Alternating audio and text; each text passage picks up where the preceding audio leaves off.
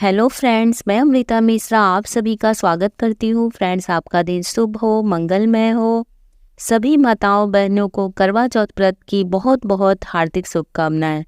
आज मैं आप सभी को करवा चौथ माता की पौराणिक कथा सुनाती हूँ। एक सेठ सेठानी थे, उनके एक बेटा और बहू थे। बहू सबको भोजन करा के फिर स्वयं भोजन करती थी। एक पड़ोसन ऐसी भी थी जो रोज पूछती थी कि बहू आज क्या बनाया खाया है। बहू कहती ठंडो बासी। एक दिन उसके पति ने ऐसा सुनकर विचार किया कि आज तो पकवान बनाए जाए, फिर देखे कि मेरी पत्नी क्या कहती है। उसने तरह तरह के पकवान बनाए और घर के सभी लोगों ने एक साथ बैठकर भोजन किया। आज भी पड़ोसन ने पूछा तो बहू ने कहा ठंडो बासी। सेठ के लड़के ने सोचा, हो न हो कोई बात अवश्य है जिससे कि मेरी पत्नी ऐसा कहती है। उसने पत्नी से पूछा, तुम रोज ठंडो बासी खाया ऐसा क्यों कहती हो, जबकि हम सब ने एक साथ बैठकर कई तरह के पकवान खाए। उसकी पत्नी बोली, अपन जो खा रहे हैं वह आप बूढ़ों की कमाई है। जिस दिन आप कमा कर लाओगे उस दिन मैं समझूंगी कि ताजा भोजन कर रहे हैं। जब एक दिन लड़के ने माँ से कहा, मैं एक बड़े शहर में कमाई करने जा रहा हूँ। माँ बोली, बेटा अपने पास इतना धन है कि खाया नहीं छूटेगा। माँ के मना करने पर भी बेटे ने स्वयं कमाने का दृढ़ निश्चय कर लिया और जाते समय पत्नी से कहा, मैं जब तक कमा कर बहुत सा धन लेकर न आऊं, तुम चूल्हे की आग मत बुझने देना। एक दिन चूल्हे की आग बुझ गई तो वह मन ही मन घबराने लगी, कहीं मेरे पति संकट तो नहीं आन पड़ा। जल्दी से पड़ोसन में से आग लाकर चूल्हे में रख दो।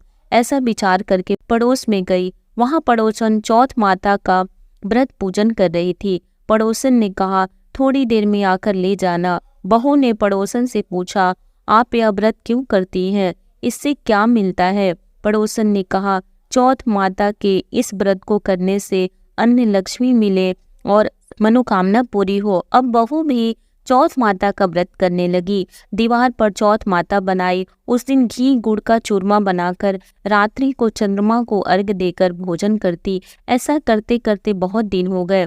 चौथ माता ने उस बहू के पति को सपना दिया कि साहूकार का बेटा, तू जागे कि सोए, तेरी पत्नी बहुत याद कर रही है। घर जाकर उसकी चिंता मिटा। तू दुकान खोलकर कंकु केसर की पगलियां बना के बैठ जाना। आज तेरा हिसाब किताब चुकता हो जाएगा।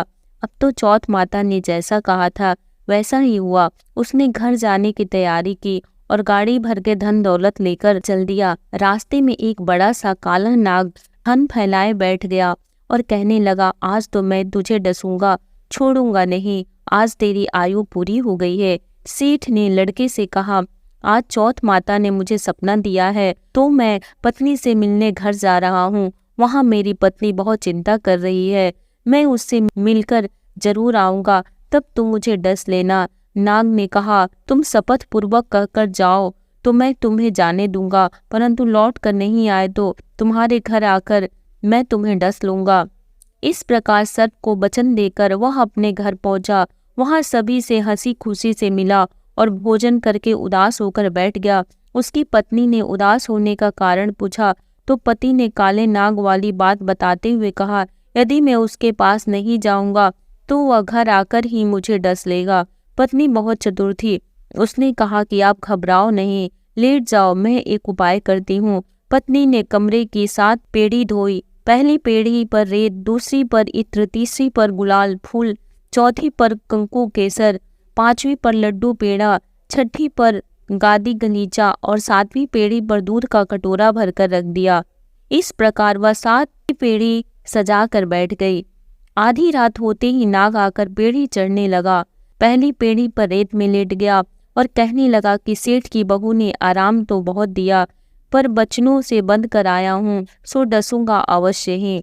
इसी प्रकार 7 पेड़ियों पर नाग आराम करता हुआ और कहता हुआ कि डसूंगा जरूर कमरे में जाने ही वाला था कि चौथ माता ने विचार किया कि मैं इसे नहीं बचाऊंगी तो संसार में धर्म कर्म और व्रत पूजन को कौन मानेगा। तो गणेश जी, चंद्रमा जी और चौथ माता ने उसे बचाने का विचार किया। चंद्रमा जी ने उजाला किया, चौथ माता ढाल बनी और गणेश जी ने तलवार लेकर नाग को मार दिया और ढाल से ढक दिया। अब बहू भी थकी हारी सो गई। दिन उगा तो लोग बेटे से मिलने आए, परंतु बेटा बहू तो उठे ही नहीं थे।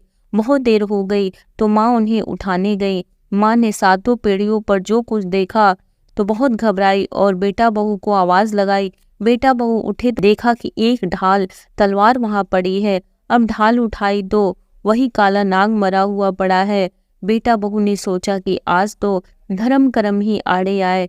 जो भगवान गणेश और चौथ माता ने अपनी रक्षा की, हे चौथ माता आपने जैसे सेठ के बेटे बहू की रक्षा की वैसी सबकी करना। एक बार सब प्रेम से बोलो, चौथ माता की जय।